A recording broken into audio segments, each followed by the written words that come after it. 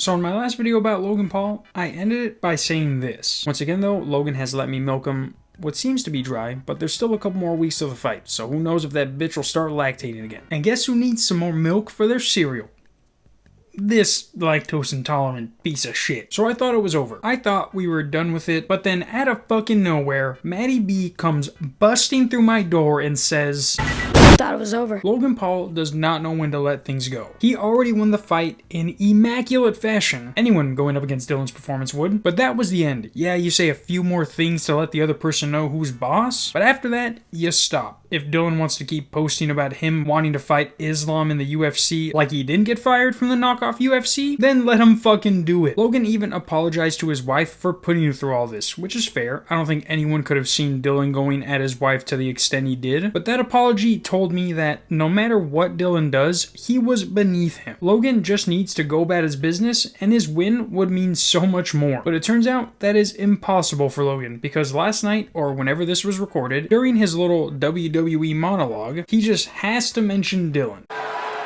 Embarrassed himself so badly that he got dropped by his fight league. Dropped. So that means not only did I make him lose the fight, I made him lose his job. Ooh, unemployed, unhappy, unfulfilled. Sucks to be that guy.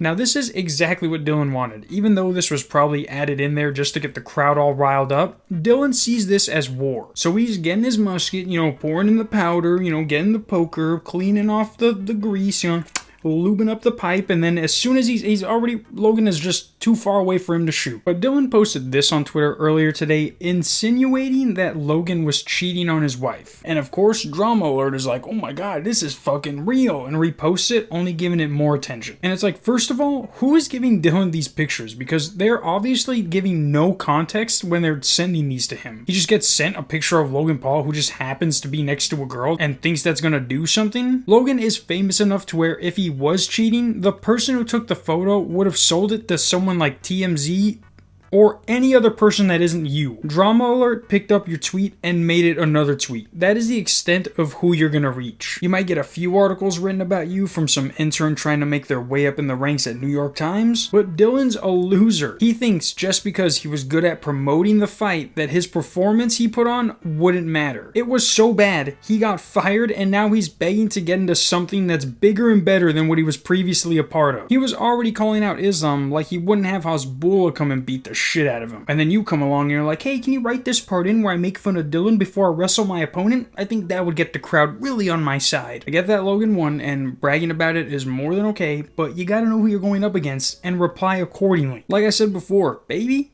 ugly as fuck. But I get that's a little too harsh for you, but hey, he just got fired after the most embarrassing performance in boxing history, and he's still acting like he won. He has that TikTok sound, never back down, never what? Playing 24/7 in his head. I think you have the go-ahead to go and say something about his troll-faced baby. Like I said, the fact that Logan even apologized to his wife, and not just apologized, but he was a little gay about it. I'm eternally sorry for Nina.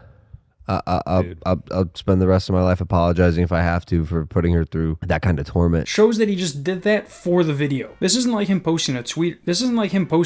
He went on national TV and said something about Dylan restarting the fire that Dylan never let go out. And guess what? Dylan now has 2 muskets and he's double lubing them bitches for extra speed, regardless of how outdated a musket is. Also, I know this video was a little shorter than usual, but if you guys didn't know, I also make shit. Like these Jack Officer plushes from South Park that I'm releasing soon. And then tomorrow, I'm releasing these bracelets that were from the episode of South Park where Satan has his Sweet 16 on Earth, and these are the bracelets he gives everyone who was invited. You don't understand, fool. I ain't missing the party. What party? I already got my wristband, see? I literally have to take pictures and then make a post and then post it on the website. And it's a whole tedious thing that I'm going to do right after all of this. The website and Instagram are down below in the bio. See you guys Friday or tomorrow. Peace.